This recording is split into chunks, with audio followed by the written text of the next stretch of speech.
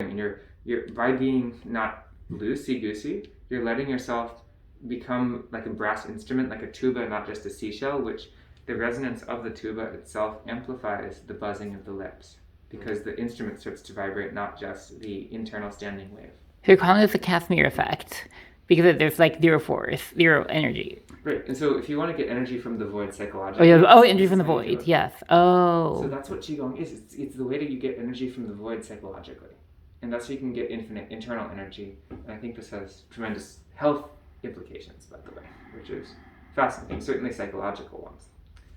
So now, all right, so the second level of this is the nature of the universe speaks through each of us.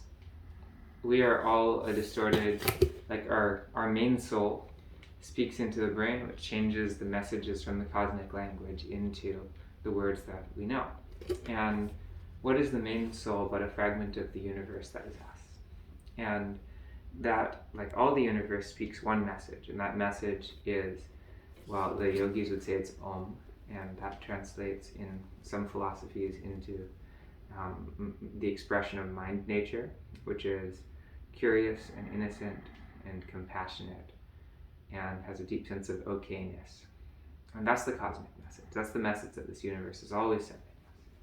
To listen to the origin of our own words and realize that the ultimate origin is the cosmic message. And when we're not hearing those things, it comes from conditioning, which has come about artificially through life experience, be it this life or conditioning that's in our genes even.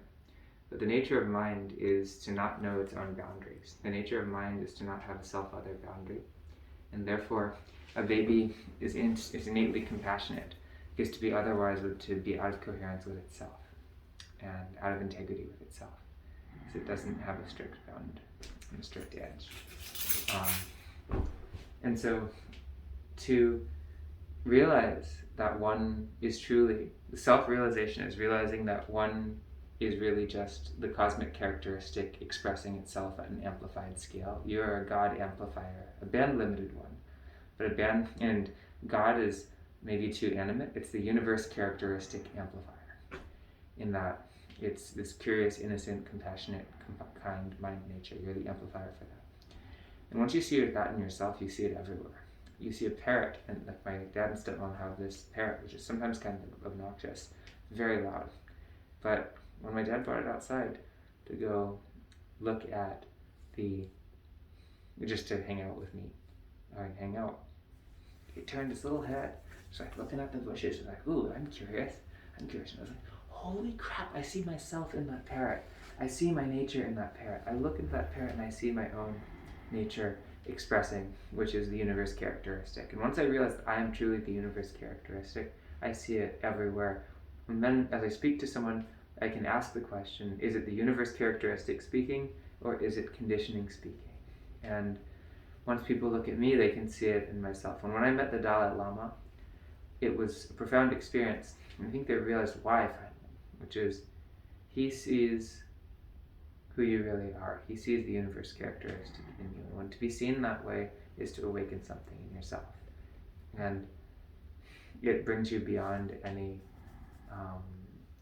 of the earthly weights that are holding you down, and lets you step into your own as the universe speaking. So that's the question is, do I see myself in this thing? Do I see the universe? And when I say myself, I see the universe characteristic in this thing. And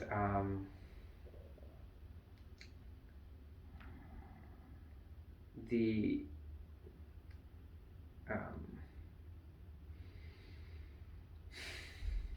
basic circular resonator is like a standing wave machine that can't help but invite the joining in of the rest of the... Are these notes?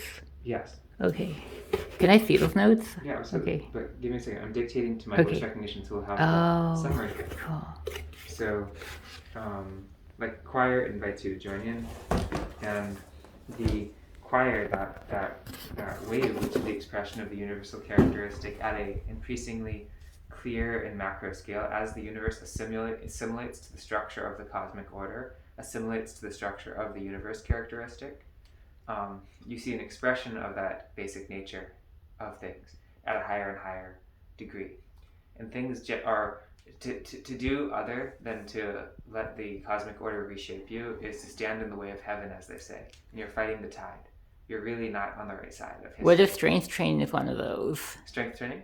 To me, if strength training means going against resistance at the universe, and it also seems really artificial. It can be, but yet there's also a statement: strength is life, weakness is death, and discipline is not like an artificial thing, but a clearer expression of who you are. Is one of the interesting angles on that. Mm-hmm. And so, what if it requires strength to express your actual nature? Is an interesting angle. And so. It encompasses, so this characteristic can wave out and express and cause things to assimilate around it. And when we build tools that assimilate to the nature of mind, cognitive ergonomically good, we are causing more of the universe to assimilate to the structure of the cosmic order. So do you see your identity in a thing? Do you see yourself named in that thing? The fundamental identity is a powerful thing.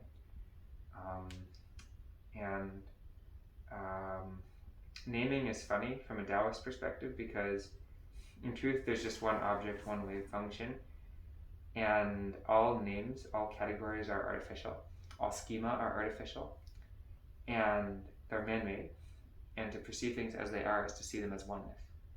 Like everything in this universe is just one object, and that's an incredible awareness.